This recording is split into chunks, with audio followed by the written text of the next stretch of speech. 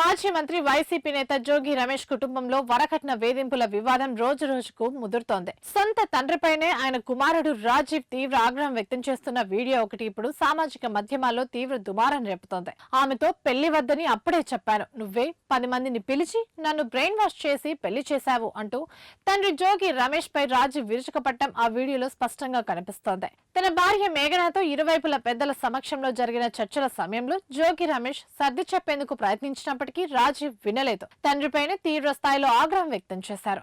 సూర్యాపేటకు చెందిన మేఘనాతో గత ఏడాది రాజీవ్ కు వివాహం జరిగింది. ఇటీవల తనను అదనపు కట్నం కోసం వేధిస్తున్నారంటూ జోగి రమేష్ కుటుంబంలోని 11 మందిపై మేఘన ఇబ్రాహీంపట్నం పోలీస్ స్టేషన్ లో ఫిర్యాదు కూడా చేశారు. దీంతో పోలీసులు హత్యాయత్నం, వరకట్న వేధింపుల సెక్షన్ల కింద కేసులు నమోదు చేశారు. గతంలో జరిగిన రాజీవ్ ప్రయత్నాల వీడియోలు, ఫోన్ సంభాషణలు మేఘన పోలీసులకు అందచేయగా అందులో జోగి రమేష్ భార్య శకుంతలకు సంబంధించిన ఒక ఆడియో బయటకు వచ్చింది. శకుంతల తన కోడలు మేఘనను బెదిరిస్తూ కుమారుడికి బంగారం, కారు కొనలేదని, వ్యాపారం కోసం 2 కోట్లు తీసుకురావాలని ఒత్తిడి చేసినట్టు ఆ ఆడియోలో వినిపిస్తోంది. దీనికి నిశ్చితార్థం సమయానికి గొలుసు, బ్రేస్లెట్ ఇచ్చామని మేఘన బదులిచ్చింది. పెద్దల సమక్షంలో జరిగిన రాజీ ప్రయత్నాలు విఫలం కావడమే కాకుండా పోలీసుల వరకు వెళ్లడం, ఇప్పుడు అందుకు సంబంధించిన వీడియోలు, ఆడియోలు బయటకు రావడంతో ఈ వ్యవహారం రాష్ట్ర రాజకీయాల్లో సంచలనంగా మారింది.